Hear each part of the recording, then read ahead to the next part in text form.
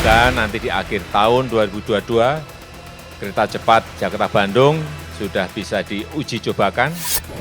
Tadi saya mencoba kira-kira 150 km, coba dan nggak ada 2 jam sudah sampai di sini. Lampung ke Palembang biasanya ditempuh 10-11 jam. Sekarang 3 sampai 3,5 jam sudah sampai. Kita harapkan Pelabuhan Patimban ini memiliki peran yang penting dan strategis, dikembangkan, saling mengisi dengan Tanjung Priok, komplementer, bukan kompetitor. Selama masa pemerintahan Presiden Susilo Bambang Yudhoyono dari 2004 hingga 2014, ada beberapa proyek infrastruktur yang digarap.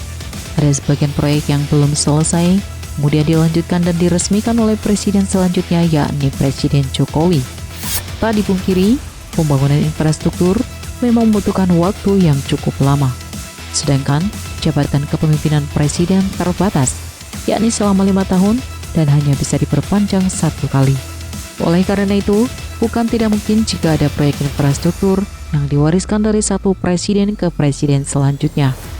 Setidaknya ada 5 proyek infrastruktur yang telah berjalan di era SBY dan dilanjutkan serta diresmikan oleh Presiden Jokowi, yaitu sebagai berikut. 1.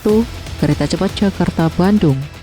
Proyek kereta cepat Jakarta-Bandung merupakan salah satu proyek infrastruktur yang dibangun pemerintahan Jokowi dan dijadwalkan beroperasi mulai 2023.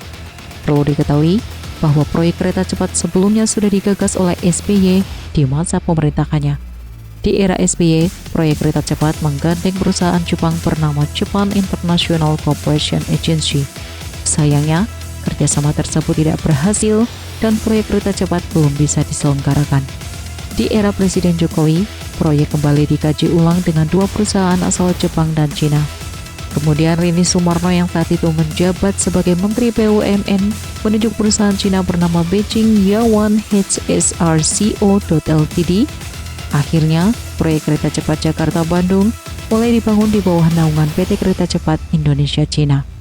Perusahaan tersebut merupakan konsorsium yang 60% sahamnya dimiliki BUMN PT Pilar Sinergi dan 40% sahamnya dipegang oleh Beijing Yawan HSR Co. Ltd. 2. Tol Trans Sumatera. Pembangunan tol Trans Sumatera termasuk dalam Master Plan Percepatan dan Perluasan Pembangunan Ekonomi Indonesia yang dirancang di era kepemimpinan SBY. Melansir dari Sekretariat Kabinet, salah satu strategi utama dalam proyek MP3EI adalah penetapan 6 koridor, termasuk koridor Sumatera, koridor Jawa, koridor Kalimantan, koridor Sulawesi, koridor Bali Nusa Tenggara, dan koridor Papua Kepulauan Maluku. Di koridor Sumatera ada 3 proyek yang dicanangkan pembangunannya oleh Khairul Tanjung selaku Menteri Koordinator Perekonomian saat itu. Ketiga proyek tersebut termasuk Jalan Tol Trans Sumatera, Transmisi 500 kV Sumatera, dan Transmisi HVDC Interkoneksi Sumatera Jawa. Namun, belum sempat proyek tersebut diselesaikan, era kepemimpinan SBY sudah berakhir. SBY kemudian menitipkan sisa proyek tersebut kepada Jokowi sebagai presiden terpilih 2014. SBY mengatakan, "Saya titip kepada Pak Jokowi, presiden kita mendatang. Apa yang telah kami capai dalam kerangka pembangunan MP3EI dapat dilanjutkan lebih baik, karena masih ada 11 tahun berikutnya lagi. Dengan begitu, sasaran besar kita bisa kita capai." Terang SBY dalam peresmian 21 proyek MP3EI di Jakarta pada 5 September 2014, seperti yang dikutip dari Antara.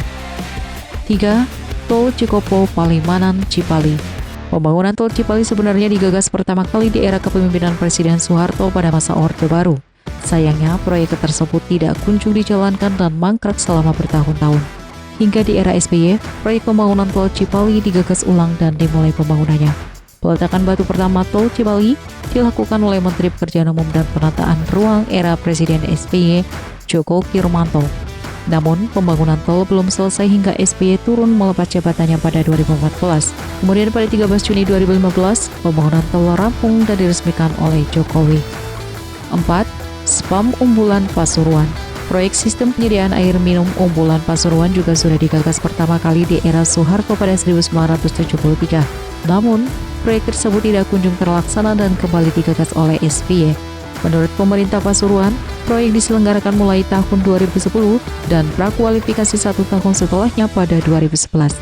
Pembangunan masih belum selesai sampai di era SBY.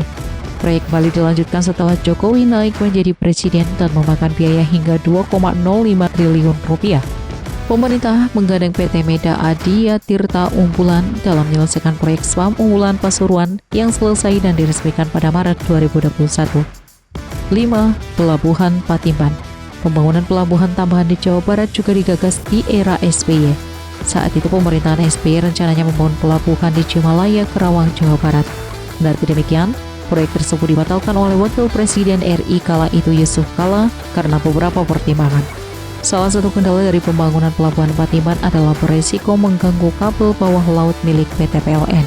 Setelah dibatalkan di era SBY, proyek pembangunan pelabuhan kembali digagas oleh Jokowi dengan pemindahan lokasi yaitu di Patimban, Subang, Jawa Barat. Pembangunan pelabuhan ini diharapkan dapat memangkas jalur distribusi dan lalu lintas darat yang terlalu jauh untuk sampai ke Jakarta, Semarang, maupun ke Surabaya. Presiden Jokowi mengatakan, kita membutuhkan pelabuhan yang besar di pantai utara Jawa Barat untuk meningkatkan efisiensi transportasi logistik dengan kapasitas kurang lebih 7,5 juta TEU pada tahun kira-kira 2037.